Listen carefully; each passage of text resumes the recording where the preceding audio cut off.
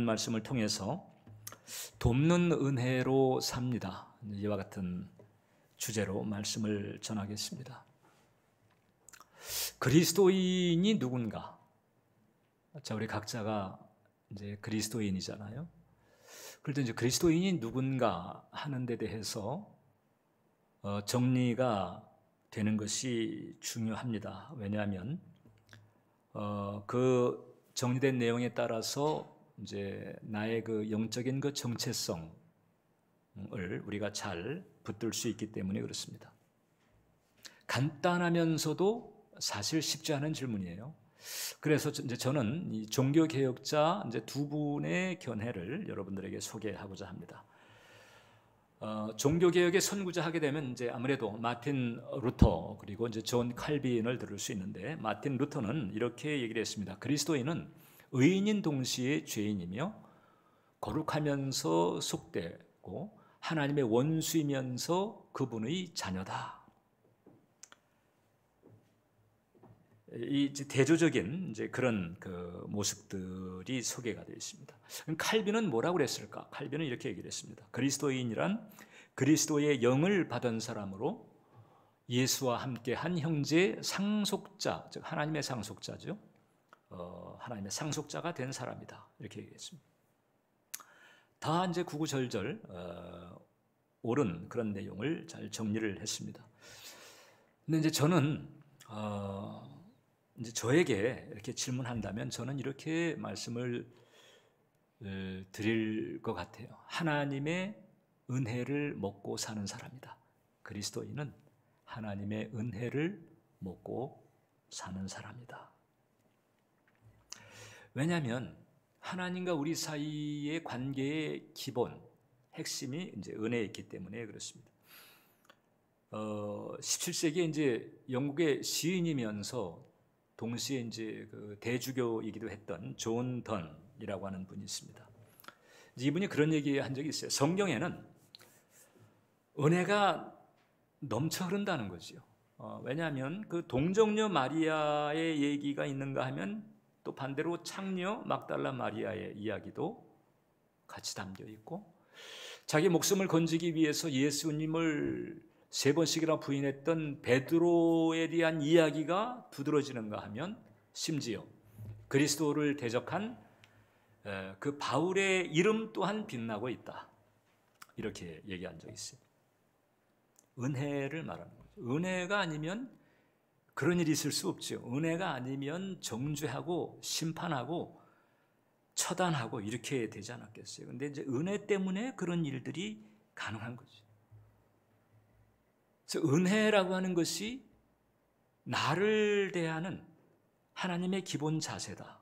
이것을 우리가 잊어서는 안 될 것입니다. 여러분, 사람은 은혜 아니면 하나님을 좋게 만날 수가 없어요. 은혜 아닌 상태에서의 하나님과 만남을 우리는 심판이라고 합니다. 거기에는 구제의 여지, 회복의 여지가 없습니다. 하나님과의 나의 만남이 구원이고 영성이 되려면 은혜가 전제되지 않으면 안 되는 거지. 통상 이제 적지 않은 그리스도인들이, 저도 자주 전에 그런 경우가 있었습니다만, 하나님께 이제 나아가려면, 그리고 또 하나님과 통하려면 무엇인가 내가 좀 이렇게 엮어낸 거, 혹은 만들어낸 거, 뭐 예를 들어서 경건이라든지 혹은 순종이라든지 이런 것을 가지고 하나님 앞에 나아가야 되지 않겠나, 이런 생각을 가진 적이 많이 있었습니다. 이제 그런 것들이 사실상 필요하죠. 어떤 경우 필요한 거 아니? 하나님과의 관계의 깊이를 위해서, 그리고 친밀감의 깊이를 위해서 필요합니다. 그러나 경건이나 순종 이전에 먼저 가장 핵심되는 기본적인 전제는 은혜다. 은혜를 바탕으로 거기에 경건과 순종이 축복이 되는 거거든요. 만약에 은혜라고 하는 전제가 없다, 그런 전제 없이 그냥 경건과 순종으로 하나님께 나아가려고 하잖아요. 잘못될 가능성이 많이 있는 거죠.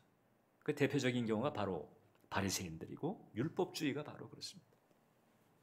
은혜가 기본적인 전제이고.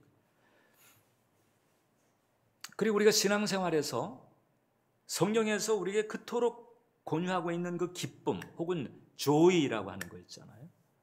나는 신앙의 길을 간 지 오래됐는데도 왜 그 기쁨이나 그런 평안이라든가 이런 게 왜 적을까? 그것은 은혜에 대한 포인트를 놓칠 경우가 상당히 많다라고. 은혜의 포인트를 왜 놓쳤을까?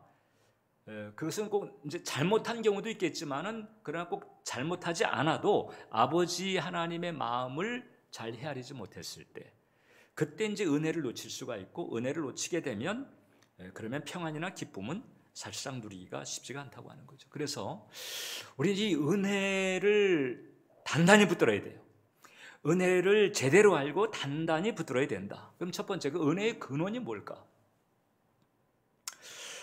오늘 성경을 보게 되면 성경은 예수님의 그 공식 직분을 이제 대제사장으로 소개를 합니다. 히브리 4장 14절인데, 그러므로 우리에게 큰 대제사장이 계시니 승천하시니 곧 하나님의 아들 예수시라 우리가 믿는 도리를 굳게 잡을지어다. 예수님은 대제사장인 거예요. 구약 시대에 이제 여러 직분이 있잖아요. 왕도 있고 선지자도 있고 대제사장도 있고, 사사 같은 경우에는 이제 왕권에 속한다고 볼 수 있죠. 근데 각각의 특징이 있는데 그 중에서 이 대제사장의 직분은 직분 자체가 은혜를 전제로 합니다. 대제사장의 직분은 심판하는 직분이 아니에요. 이것은 구원, 용서, 축복을 주는 그런 중재의 직분입니다. 근데 예수님께서 바로 이제 이런 직분을 가지셨다라고 하는 것 자체가 예수님은 우리 편이다. 우리 편이다. 삼일체 하나님이시지만 그러나 하나님과 우리 사이에서 예수님은 우리 입장에 서시는 분이다. 마치 변호사처럼. 변호사라고 하는 그 포지션이 이제 범죄자를 변호를 해야 되는 거잖아요. 물론 이제 그 억울한 사람이 있을 수 있어요. 이제 그런 경우는 또 억울함을 밝히는 역할을 하게 되지만 명백하게 죄를 지은 범법자임에도 불구하고 변호사는 그 범법자를 옹호합니다. 그리고 그 범법자 입장에 서서 그리고 범법자를 위해서 일하는 거죠. 이 변호사예요. 예수님께서 대제사장이라고 하는 것은 바로 하나님과 우리 사이에서 우리 입장에 서서 마치 우리 변호사, 나의 변호사인 것처럼 그렇게 일하시는 분이다. 그래서 예수님, 우리를 대하시는 예수님의 마음의 기본이 있어요. 그래서 바로 뭔고하니 동정이고 연민이라고 하는 거예요. 오늘 우리가 조금 전에 읽었습니다만 15절을 보면 우리에게 있는 대제사장은 우리의 연약함을 동정하지 못하실 이가 아니요, 즉 우리의 연약함을 동정하신다는 거죠. 그래 모든 일에 우리와 똑같이 시험을 받으셨다. 동정과 연민으로 우리를 대하실 뿐만 아니라 그분은 우리가 이제 이 세상을 살아가면서 우리에게 닥쳐오는 그 세상의 유혹 그리고 마귀의 공격이 얼마나 거친가 그걸 익히 아시고 계시죠. 그런 그 거센 그 미혹과 혹은 공격 이것을 헤쳐가며 얼마나 버겁게 살아가는가 이것을 이제 주님께서 아시는 거예요. 그래서 우리 입장에 서서 우리를 품어주시는데 단지 그냥 동정심만 가지는 게 아니고요. 예수님은 우리 자리에 오신 거예요. 우리가 죄와 저주로 말미암아 수렁에 빠져가지고 허우적대고 있는데 그 수렁 위에서 아이고 저 안 됐네 이게 아니고요. 예수님은 뛰쳐 들어오신 거죠. 내가 지금 헤매고 있는 이 진창 바닥에 이 고통과 고난과 이런 바닥에 직접 뛰어 들어오셔가지고 같이 겪으면서 나를 붙잡으시고 구원의 그 영생의 그날까지 우리를 이끌어 가시는, 마치 예수님께서는 이게 신학적으로도 이제 성육신이라고 하는 과정이 우리의 구원을 위해서, 우리의 대속을 위해서 필요할 뿐만 아니라 이제 그런 의미 말고도 마치 인간 체험을 하기로 작정하신 것처럼 인생이 얼마나 고달프고 인간이 얼마나 버거운 인생을 살아가는지 이것을 직접 겪어보고 체험하면서 우리와 함께 하시기로 작정하신 것처럼 예수님께서 인간의 몸을 입으시고 우리와 똑같이 시험을 받으셨다. 사실상 우리가 겪는 것보다도 더 모독적이고 모욕적이고 그 고통스러운 그런 과정을 예수님께서 거치셨단 말이죠. 그리고선 그 다음에 이제 우리에게 그 십자가의 은혜를 베풀어 주시고 그 다음에 성령 안에서 돕는 은혜를 베풀어 주시는 거예요. 그리고 그 은혜를 통해서 우리를 만나 주시는 거예요. 여러분, 우리가 신앙의 길을 걸어갈 때, 또 우리가 예수님을 생각하고 하나님을 생각할 때 한 가지 이제 잊어버리지 말아야 될 게 있습니다. 바로 뭔가 아니, 여러분들을 향한 주님의 선택에는 후회도 없고 취소도 없다. 여러분 한 분 한 분을 향한 하나님의 선택에는 후회가 그리고 취소가 없다. 예를 들어서 내가 이제 하나님 입장에서 내가 정재우를 구원했는데 알고 보니 너무 못된 놈이야. 그래가지고 하나님께서 후회하시면서 나 괜히 구원했네 이러시지 않는다. 구원해놓고 하는 거 보니까 너무 말 그대로 개판이어서 그래서 이거 취소해야 되겠는데 하나님은 이러시지 않는다는 거죠. 왜 그럴까? 디모데후서 1장 9절에 그 이유가 나와요. 하나님이 우리를 구원하사 거룩하신 소명으로 부르심은 우리의 행위대로 하심이 아니다. 하나님이 우리를 대하는 기본 입장이 은혜라고 그랬잖아요. 그러니까 우리를 대하는 기본 입장이 은혜라고 하는 것은 또 다른 말로 우리의 행위대로 나를 대하는 것이 아니에요. 내가 잘할 때, 못할 때, 거룩할 때, 더러울 때 나에게 행위대로 나를 대하시는 것이 아니고 내가 태어나기 이전서부터, 영원 전서부터, 그 뒤를 보면 자기의 뜻과 영원 전서부터 그리스도 예수 안에서 우리에게 주신 은혜대로 내가 태어나기 전서부터 하나님은 그리스도 예수 안에서 나를 사랑하시고 나를 의대로 품기로 작정하신 거예요. 나를 몰라서가 아닙니다. 전지전능하신 그 하나님의 속성을 쫓아서 이미 내가 태어나기도 전에 나의 그 행적이 적혀 있다는 거잖아요. 시편 139편에. 나의 과거, 현재, 미래 이 모든 것을 이미 영원 전서부터 아시는 그 주님께서 그냥 나 자체를 내가 무슨 짓을 저지르든지 나 자체를 사랑하시고 나 자체를 은혜로 품으시기로 작정을 하셨다는 거죠. 행위대로 선택을 하지 않았기 때문에 나를 향한 하나님의 구원, 나를 향한 하나님의 선택에는 취소도 없고 하나님은 후회하지 않으신다. 이와 같은 그 은혜의 깊이를 아주 절절하게 체험한 사람이 있습니다. 많은 분들이 이제 그런 체험을 했는데 그중에 이제 많이 알려진 분 하나가 브래넌 매닝이라고 하는 분이 있어요. 이분은 젊었을 때 해병대였고 우리 한국 전쟁에도 참전한 적이 있는 분이에요. 그리고 이제 미국에 돌아가서 이제 성공을 추구하는 삶을 살다가 이 성공이라고 하는 게 얼마나 헛된 것인가를 아마 이제 깨닫는 그런 계기가 있었던 것 같아요. 그래가지고 그리고 이제 사회생활 접어놓고 그 다음에 이제 신학을 공부하고 그 프란치스코 수도원에 들어가 이제 사제가 됩니다. 즉 이제 신부가 된 거죠. 근데 이분이 워낙에 이제 유년 시절에 그런 사랑받지 못한 그런 그 상처들이 많이 있었어요. 아버지가 이제 알코올 중독이고 엄마로부터 거의 학대에 가까운 이런 고통을 받으면서 그러다 보니까 이제 자신의 삶 자체가 마치 롤러코스터 탄 것처럼 막 그렇게 그래서 사제가 됐는데 사제 직분도 제대로 이제 하지 못하고 그래서 곁길로 나와가지고 이제 결혼을 하게 됩니다. 카톨릭 신부는 이제 지금 결혼은 안 하잖아요. 근데 결혼을 했는데 결혼 생활이 또 잘 가질 않았어요. 그래서 또 이혼을 하고 그리고는 그 이후에 계속 이런 그 바닥 그 생활을 겪다가 다시 정신을 차리고 영혼들을 돕는 일을 하겠다고 나서게 됐는데 영혼들을 돕는 그런 일을 하는 와중에도 또 술을 마시면서 알코올 중독에 걸리게 되고 이런 정말 굴곡진 이런 삶을 살게 돼요. 근데 그렇게 하다가 그 바닥에서 인생 최하의 바닥에서 하나님의 은혜를 알게 돼요. 예수 그리스도의 은혜를 알게 됐어요. 그러니까 이분이요 이 카톨릭 사제였는데 오히려 그 은혜를 체험하고 난 다음에 예수 그리스도의 사랑, 예수 그리스도의 은혜를 체험하고 난 다음에 이제 그 받은 은혜를 나누고 싶었던 거죠. 왜냐하면 그 은혜를 몰라서 여전히 헤매고 있고 롤러코스터 타듯 고통스러워하는 그런 영혼들이 너무 안타까워서 그 받은 은혜를 전하다 보니까 오히려 사람들에게 이제 각광을 받게 됐는데 카톨릭 쪽보다도 개신교 쪽에 신자들에게 각광을 받게. 왜냐하면 카톨릭은 본질적으로 이게 행위 중심이에요. 행위 중심, 은혜 중심이 아니에요. 그 개신교 그 크리스찬들에게 오히려 이제 각광을 받으면서 책을 쓰게 되고 많은 책을 통해 가지고 사람들을 은혜로 세우는 그런 일을 했습니다.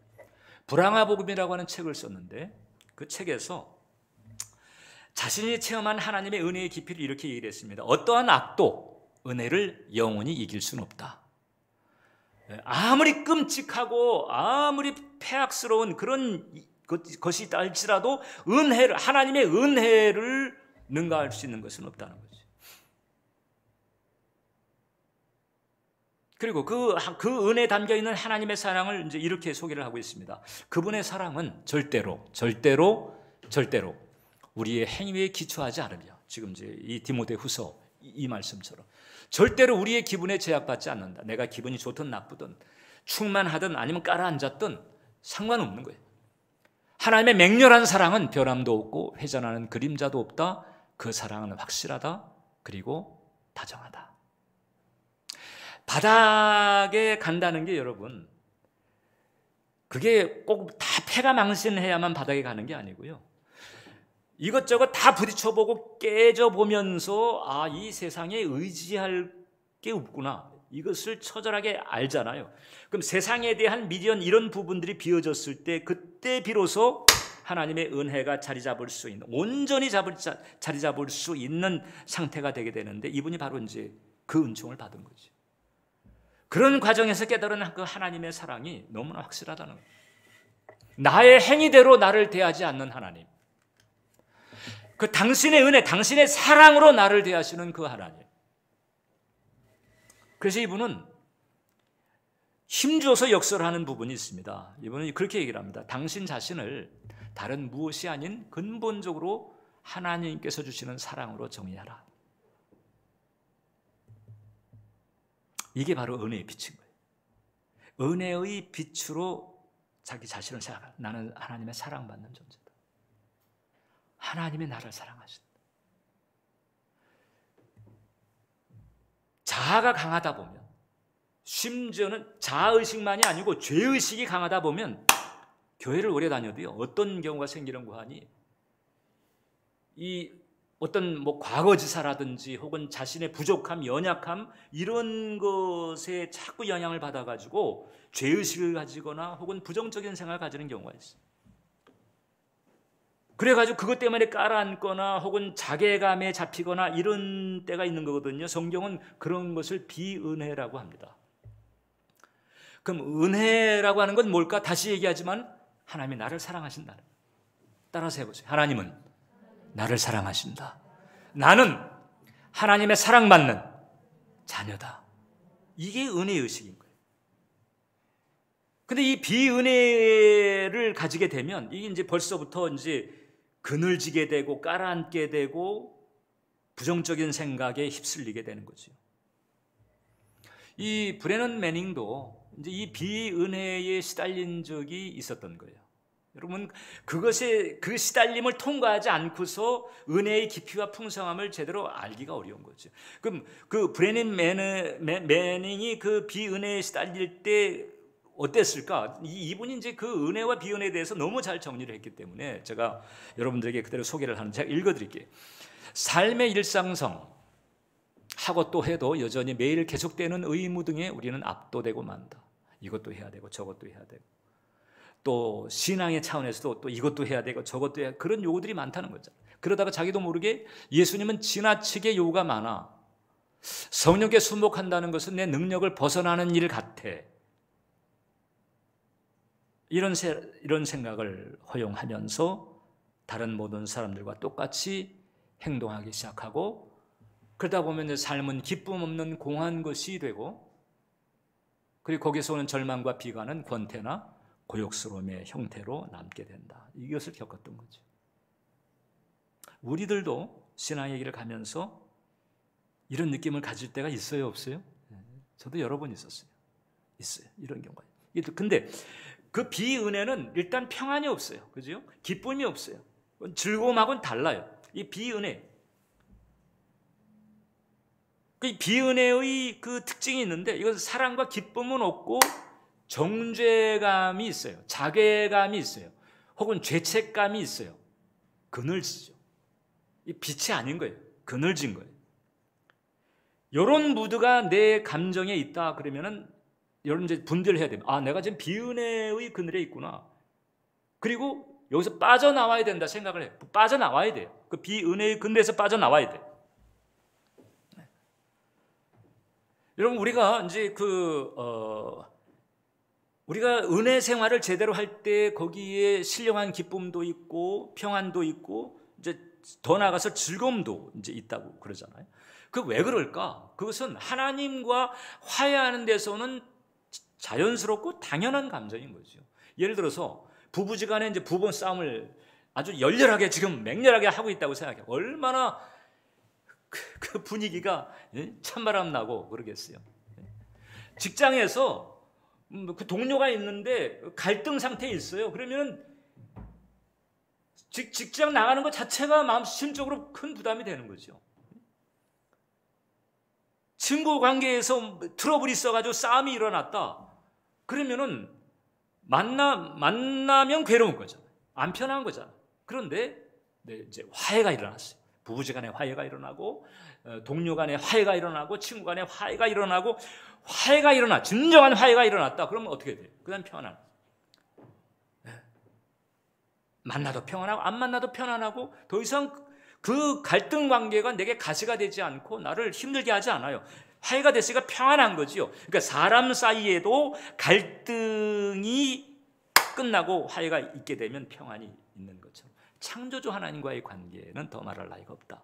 그래서 창조주 하나님과 사이에서 내가 화해가 됐다. 이게 이제 은혜인 거죠. 은혜 상태. 그 은혜를 내가 깨닫고 붙잡게 되면 거기 당연히 평안이라든가 혹은 즐거움 같은 그런 감정이 따라오게 되는 거거든요.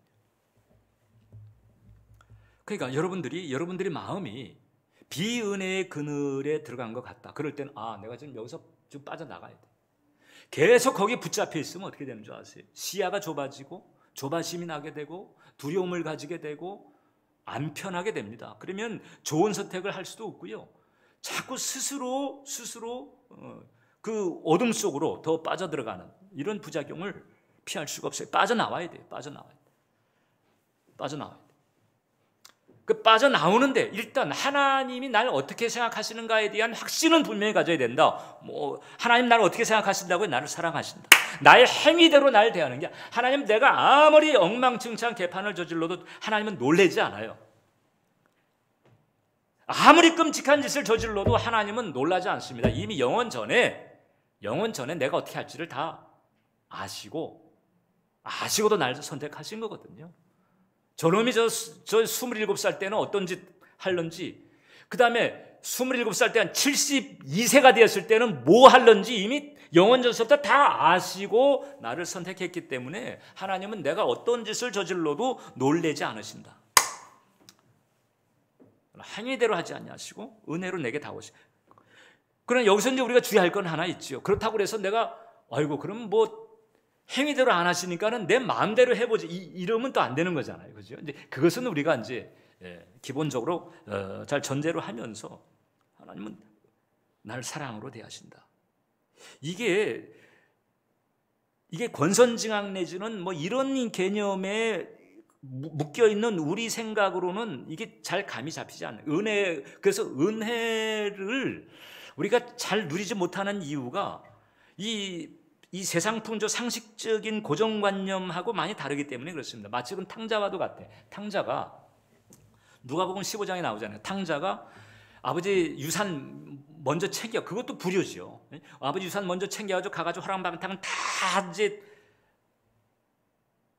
다 써버리고 그 다음에 다시 집으로 돌아왔을 때 이제 남은 것은 이제 야단 맞는 것밖에 없다. 지금 이러고 온 거거든요. 그리고 이제 아버지 집에 돌아와 가지고 무슨 뭐 제대로 밥 달라고 할 생각도 못 한 거예요. 그냥 돼지 여물이나 그냥 같이 뭐 먹게끔이라도 해주면 아버지 집에서 편하게, 그나마 편하게라도 있겠다, 이렇게 생각하고 온 거잖아요. 근데 아버지가, 탕자가 돌아왔을 때 어떻게 했어요? 잔치를 벌려요. 과거를 묻지 않았습니다. 네가 나를 괴롭게 힘들게 했지, 네가 내 가슴에 못 박아, 죽지도 않았는데 유산 달라고 가슴에 못 박지 않았냐, 이런 식으로 과거를 추구하느라 다그치지 않았습니다. 그냥 돌아오니까 잔치를 벌립니다. 송아지를 잡고 통장을 헐어가지고 온 마을 사람들에게 먹을 것을 주면서 잔치를 벌려요. 탕자는 어안이 벙벙하지요. 내가 지금 혼나야 되는데 이게 뭐지? 우리가 이제 거의 그 탕자의 수준에서 생각을 합니다. 내가 혼나야 돼. 근데 아버지는 그게 아닌 거죠. 잔치를 벌이십니다. 그러니까 여러분들이 하나님의 은혜를 생각할 때 이렇게 생각해요. 여러분들이 어안이 벙벙할 정도로 하나님은 여러분들을 사랑하시고 은혜로 품으신다. 그 팀 켈러 목사님이 그래서 그런 얘기했습니다. 하나님을 탕부 하나님으로 소개했어요. 탕부 하나님. 탕자 얘기잖아요. 근데 팀 켈러 목사님은 하나님을 탕부 하나님이라고 했어요. 흥청망청 쓰는 거예요. 무엇을? 아들이 돌아오니까 송아지 잡고 통장 헐고 막 흥청망청. 탕부 하나님. 행위대로 대하지 않고 사랑으로 대하는. 여러분, 탕부 하나님의 클라이막스가 뭔지 아세요? 십자가예요. 하나님 알지도 못하고 죄인된 우리, 하나님을 알지도 못한 때에 나를 위해서, 우리를 위해서, 이건 송아지 잡는 정도가 아니잖아요, 여러분. 이건 통장하는 정도가 아니잖아요. 독생자 예수님의 십자가에 못 박는 그 프라이슬레스라고 그러잖아요. 값으로 칠 수가 없다고 그러잖아요. 프라이슬레스. 탕부 하나님의 클라이막스죠. 그러니까 우리 입장에 어안이 벙벙한 은혜인 거예요. 우리는 그런 은혜를 받고 있어요. 여러분들은 그런 은혜와 사랑을 받고 있다. 아까 그 브래넌 매닝이 사실 탕자 같은 그런 과정을 거친 거거든요. 그리고 이제 이분이 은혜의 깊이를 깨달았을 때, 즉 행위대로 대하지 않고 은혜와 사랑으로, 어안이 벙벙할 정도의 은혜와 사랑으로 대하시는 그 하나님의 마음을 알게 됐을 때 그분이 이렇게 얘기를 했습니다. All is Grace라고 하는 책이 있는데 거기서 이렇게 했습니다. 내 인생은 은혜에 대한 증언이다. 긴 옷을 지켜들고 죄의 악취가 풍기는 탕자를 향해 정신없이 달려가서 그를 새 옷으로 감싸고, 지금 이제 그 아버지가 그렇게 했다는 거죠. 만약에 그래도 하지만 뭐 이런 거 없이 그냥 무조건 잔치를 열기로 하는 그 은혜, 이것이 지금 나를 향한 하나님의 마음이고 사랑이다. 현재 내가 그 은혜를 받고 있다는 거죠. 이 은혜는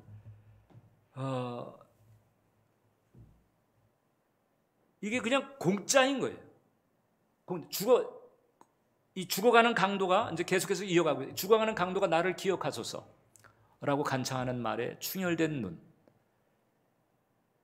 오늘 제 눈이 좀 충혈되긴 했습니다만, 이 충혈된 눈을 지켜두고 당연하지. 너 지금 십자가 틀에 매여가지고 사형당하는 주제에 뭐 나를 기억해달라고, 이런 주제 놓으면 이게 아니잖아요. 그냥 나를 기억하소서 그러니까 당연하지. 그러면서 같이 데리고 나고도 데리고 가시는 거잖아요. 이 은혜는 아무것도 요구하지 않는다. 값싼 것이 아니라 공짜다. 이 은혜를 여러분도 받고 있는 줄 믿으시기 바랍니다.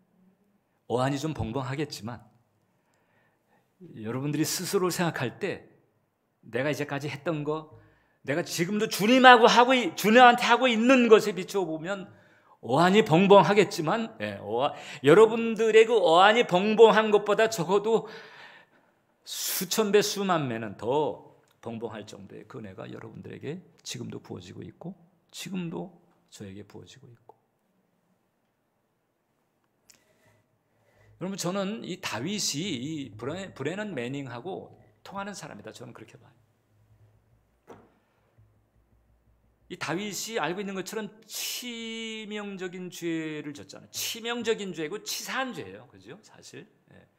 불륜에, 그 다음에 그 정부의 남편을 사지로 몰아넣어가지고 죽였잖아요. 살인 교사까지 한 거잖아요. 오늘날로 그 신문에 보도되기로 하게 되면 얼마나 그 치사하고 더러운 죄예요. 그런데 이 다윗이 이제 하나님 앞에 회개할 때에 다윗은 알았던 거예요. 하나님이 행위대로, 하나님의 기본은 나를 행위대로 대하지 않는다. 은혜와 사랑으로 나를 대하시는 분이다. 이거를 안 거예요.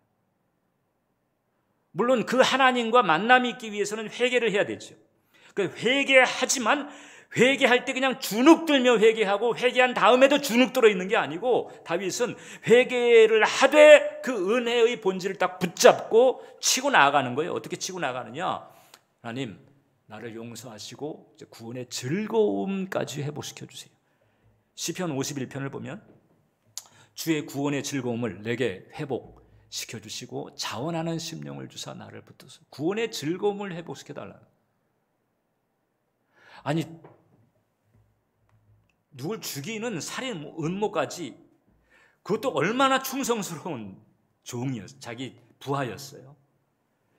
그걸 치사하게 죽이는 그런 죄를 범해놓고도 그 다음에 즐거움을 회복시켜달라고? 이거 우리가 상식적인 기준에서 본다면 너무 뻔뻔하고, 아니 저런 가증한, 이렇게 생각할 수 있는데, 다윗은요 이제 그런 상식 고정관념을 넘어서서 하나님의 기본을 아는 거예요. 하나님의 기본을. 그러니까 다윗이 그런 죄를 졌을 때 하나님 놀라지 않았습니다. 왜? 영혼 좀 다 알았으니까. 알고도 다윗을 택하실 거예요. 그러니까 다윗이 회개가 불충분한 게 아니에요. 다윗이 각성을 충분하지 않게 한 게 아니고요. 그걸 넘어서서 하나님의 본질을, 어안이 벙벙할 정도의 그 하나님의 그 은혜의 본질을 안 거예요, 다윗은. 그래서 구원의 즐거움까지 회복시켜달라, 이렇게 나간 거죠. 브레넌 매닝이 깨달았던 것을 다윗도 알고 있었던 거죠. 여러분들도 마찬가지입니다. 하나님께서 여러분들을 그렇게 은혜, 사랑으로 대하시고 있다. 두 번째, 그래서 우리는 이제 이 때를 따라 돕는 은혜를 우리가 받아야 돼요. 여러분, 다시 얘기하지만 우리를 향한 예수님의 기본 입장은 긍휼입니다. 이사야서 49장을 보면 여인이 어찌 그 젖 먹는 자식을 잊겠으며 자기 태에서 나는 아들을 긍휼히 여기지 않겠느냐? 그들은 혹시 잊을지라도 나는 너를 잊지 아니할 것이다. 이상한 사람 아니면요, 자기 새끼 잊는 어미가 없어요. 그런데 설령 그와 같은 일이 있다 할지라도 나는 너희를 잊지 않을 것이고 버리지 않을 것이다. 그러니까 모든 사람이 나를 버려도, 모든 사람이 나에게 학을 띠는 일이 생겨도 영원히 나를 버리지 않는 분이 계시다. 내가 질병으로 괴로울 때 이미 십자가에서 내 병고를, 채찍에 맞으시면 내 병고를 걸머쥐신 분이 계시다. 내가 생활이 고달플 때 내가 깨달아 아는 것이, 어떤 것을 깨달은 것이 필요하죠? 이미 2000년 전에 십자가에 달리셔가지고 율법의 줄, 아담의 저주를 철폐하신 그 예수님의 대속의 은총이 내게 주어져 있음을 깨달아 아는 것이 필요한 거죠. 날 위해서 그 일을 하신 거예요. 날 위해서. 이 은총을 내가 깨닫고 이제 때를 따라서 돕는 은혜를 구하라고 지금 히브리서가 말하고, 때를 따라라고 하는 것은 영어로 in times of need, 필요할 때마다 내가 비은혜의 그늘에 있다고 여겨질 때마다, 이게 까라앉거나 창백하거나 부정적이거나 심란하거나 날카로워지거나 까칠하거나 이렇게 돼 있을 때 그 비은혜의 그늘에 가 있는 거거든요. 그때 빠져나와야 돼요. 그때 돕는 은혜를 구하는 것이 필요하다. 시편 기자가 시편 30편에 이렇게 구했습니다. 이 기도를 우리도 하는 게, 여호와여 들으시고 내게 은혜를 베푸소서. 여호와여 나를 돕는 자가 되소서. 돕는 은혜죠. 돕는 은혜를 내게 주세요. 하나님 앞에 나아가서 돕는 은혜를 달라고 하게 되면 기본적으로 하나님은 우리를 은혜로 대하시는 분인데다가 은혜를 주시려고 틈만 노리고 있는 분과 같아서 우리가 그렇게 할 때에 하나님께서는 우리에게 그런 은혜를 부어주신다.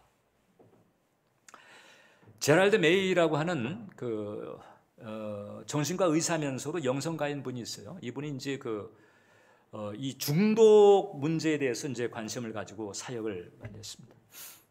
근데 이제 이 중독자 사역을 하면서 이분이 궁금한 것이 이제 생겼어요. 어떤 것이 생겼는가 하니 이 중독의 사슬을 끊는 사람들이 있거든. 그러니까 중독에서 회복이 된 사람들이 있는 거예요. 물론 이제 중독에서 회복되기 위해서 얼마나 많은 애를 쓰겠어요. 뭐 알코올 중독이나 마약 중독이나 어떻든 그것을 끊으려고 애를 써보지 않은 사람이 어디 있겠어요. 근데 그게 이제 안 되니까 계속 중독의 수렁에서 빠져나오지 못했는데 그 수렁에서 빠져나온 사람들이 있는 거잖아요. 도대체 이분들은 어떻게 해서 빠져나오게 됐을까? 이분들을 그 중독의 수렁에서 그러니까 자기 의지나 노력 가지고 끊을 수가 없는 그런 사슬인 거잖아요. 거기에서 빠져나오게 한 도대체 뭐가 그렇게 만들었을까? 이게 궁금해가지고 이제 알아본 거죠. 자, 물론 가족도 그렇고 본인도 그렇고 노력하는 부분이 있었어요. 그래, 그 노력한 부분 때문에 노력한 것의 결과로 온 게 아니고요.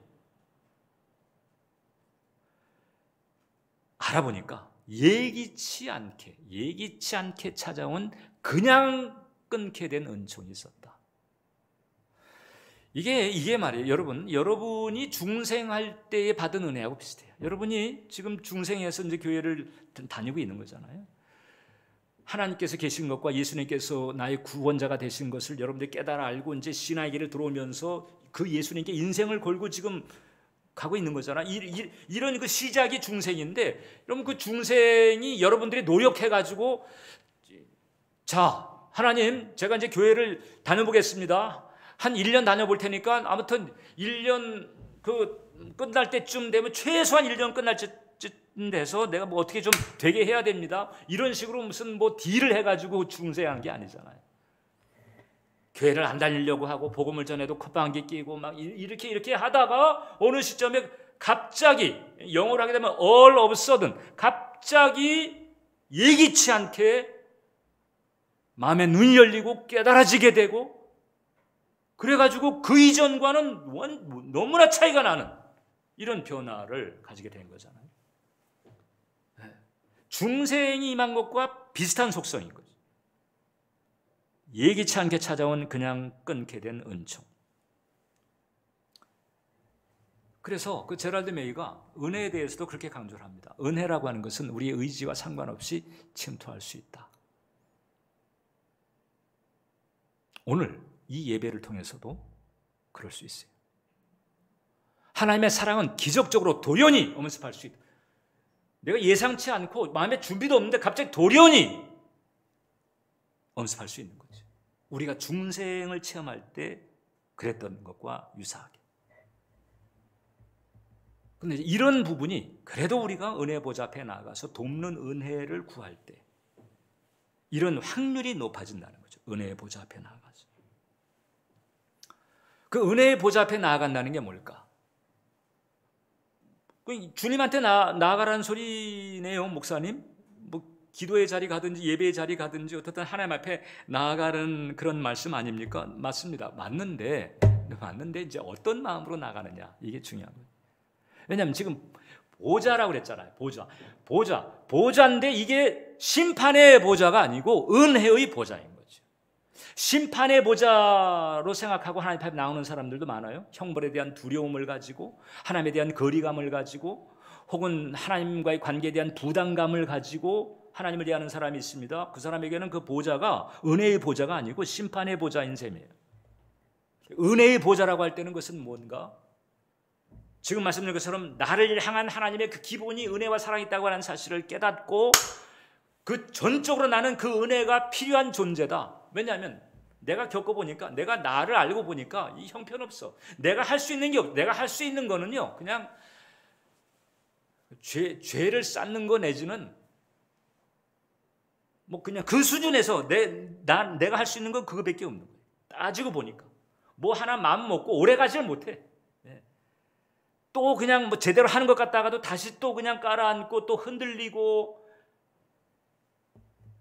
내가 나를 봐도 용납하기가 힘든 그런 나에 대한 그런 각성, 이런 각성이 있을 때 그때 어떻게 되는 거 하니?